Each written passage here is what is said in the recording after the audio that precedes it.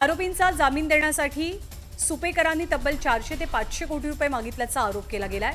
यामुळे जालिंदर सुपेकरांच्या अडचणी अधिकच वाढतात। धुळ्यामधल्या गुलमोहर या शासकीय विश्रामगृहात सापडलेल्या कोट्यवधींच्या रोकड प्रकरणी पोलिसांनी गुलमोहर विश्रामगृहाच्या आवारातील सर्व सीसीटीव्ही फुटेज ताब्यात घेतलेत। 30,000 व्हिडिओ क्लिपची तपासणी पोलिसांकडून केली जाणार आहे। कोल्हापूरच्या वरंगणे पाडळी गावामध्ये हुंड्यासाठी गर्भवती महिलेचा शारीरिक आणि मानसिक छळ केला गेला। माहेरावरनं 10 लाख रुपये आणण्याची मागणी पतीकडून केली गेली होती, अन्यथा ठार मारण्याची धमकी देण्यात आली। या प्रकरणी पती रोहित दुधानेवर करवीर पोलिसात गुन्ह्याची नोंद झाली आहे। लिव्ह इन रिलेशनशिप प्रकरणातनं मैत्रिणीची हत्या करून तरुणानं सुद्धा आत्महत्या केली। गळफास घेतलेल्या अवस्थेत तरुणाचा मृतदेह सापडला।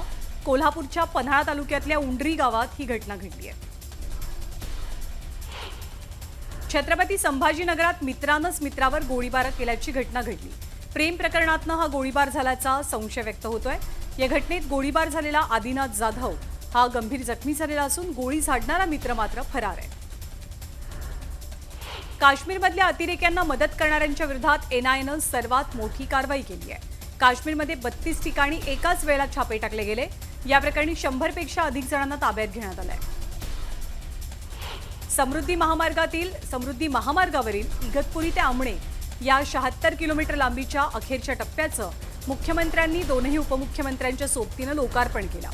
समृद्धीच्या नव्या मार्गिकेचं लोकार्पण झाल्यामुळे आता मुंबई ते नागपूर हा प्रवास अधिक जलद होणार आहे। समृद्धीच्या लोकार्पणानंतर मुख्यमंत्र्यांसह दोन्ही उपमुख्यमंत्र्यांनी एकाच गाडीतनं प्रवास केला। स्वतः एकनाथ शिंदेंनी गाडीचं स्टेअरिंग हाती घेतलं। यावेळी एकनाथ शिंदे, अजित पवार आणि मुख्यमंत्री फडणवीसांनी समृद्धीवरच्या मार्गाची सफर केली। दरम्यान आम्ही तिघे 3 शिफ्टमध्ये काम करतोय। आम्ही तिघे उत्तम ड्रायव्हर आहोत, त्यामुळे आम्हाला एकमेकांच्या गाड्यांमध्ये बसायची सवय आहे, असं वक्तव्य राज्याचे मुख्यमंत्री देवेंद्र फडणवीसांनी केलं। 701 किलोमीटर लांबीच्या समृद्धी महामार्गातील अखेरचा 76 किलोच्या लांबीच्या टप्प्याचं आज लोकार्पण झालंय। हा मार्ग आजपासून वाहतुकीसाठी खुला होतोय। हा टप्पा तंत्रज्ञानाचा एक अद्भुत आविष्कार मानला जातो। सह्याद्रीचा डोंगर पोखरून तयार केलेले 2 बोगदे आणि अतिविशाल खोल दरीमध्ये उभारलेला मोठा पूल हे या टप्प्याचं विशेष वैशिष्ट्य आहे। शिवसेनेच्या व्यासपीठावरती राष्ट्रवादी शरदचंद्र पवार पक्षाचे आमदार पाहायला मिळाले।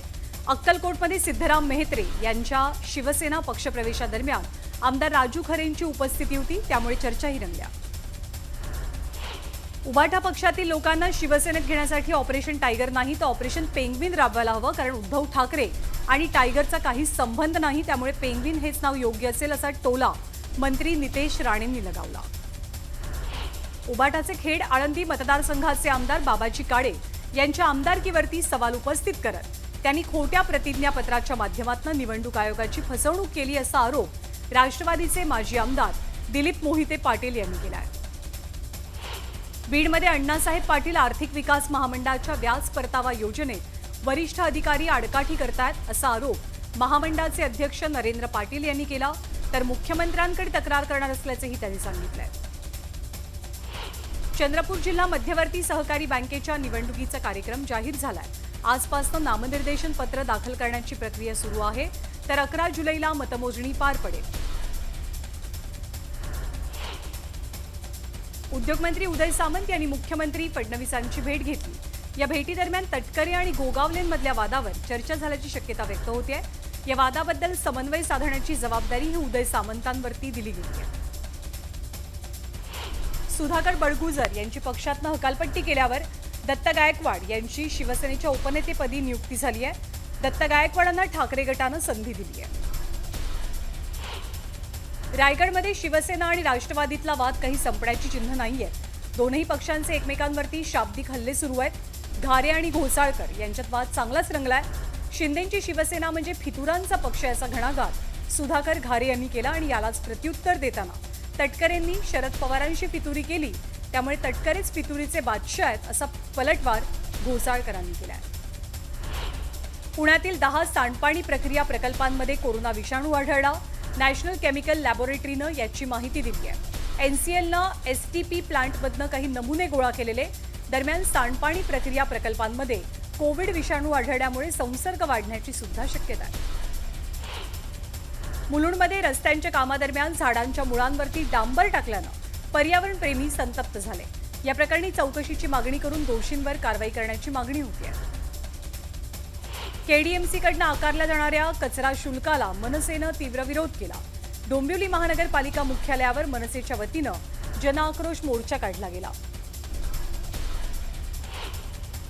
सायन पनवेल महामार्गावरील वाशीतील खाडी पुलाचं उद्घाटन आमदार मंदा म्हात्रेंच्या हस्ते पार पडलं. या पुलामुळे नवी मुंबईकरांची वाहतूक कोंडीपासून सुटका होणार आहे. 21व्या मजल्यावरनं उडी घेत आयटी अभियंता तरुणीनं आपलं जीवन संपवलं. हिंजवडी येथील द क्राऊन ग्रीन सोसायटीच्या 21व्या मजल्यावरनं अभिलाषा कोथिंबिरे या 25 वर्षीय तरुणीनं उडी मारली. मुलुंडमध्ये एका हिंदी भाषिक रिक्षाचालकाला मराठी बोलण्यास सांगितल्यानं रिक्षाचालकानं अरेरावी केली. दरम्यान मनसे कार्यकर्त्यांनी रिक्षाचालकाला चांगलाच चोप दिला. पुणे सातारा महामार्गावरती डंपर उलटल्यामुळे अपघात घडलेला आहे. सुदैवानं जीवितहानी झालेली नाही.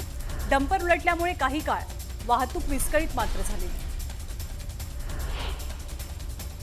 दानापूर पुणे एक्सप्रेसमध्ये काही तांत्रिक बिघाड झाल्यामुळे ही ट्रेन तब्बल 17 तास विलंबानं धावली.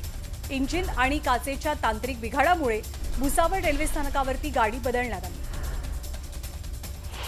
शहापूरमध्ये सतत लाईटचा लपंडाव सुरू असल्यामुळे ठाकरे गटाच्या कार्यकर्त्यांनी एमएससीबीच्या अधिकाऱ्यांना घेराव घालत जाब विचारला. 8 दिवसांच्या आत गलथान कारभार न थांबवल्यास मोर्चा काढण्याचा इशारा दिला गेला. अंबरनाथमध्ये भर रस्त्यात 2 चोरट्यांनी भरलेले गॅस सिलेंडर चोरी केले. चोरीची सगळी घटना सीसीटीव्हीत कैद झाली आहे. या प्रकरणी पोलिसांनी गुन्हा दाखल करत चोरट्यांचा शोध सुरू केला आहे.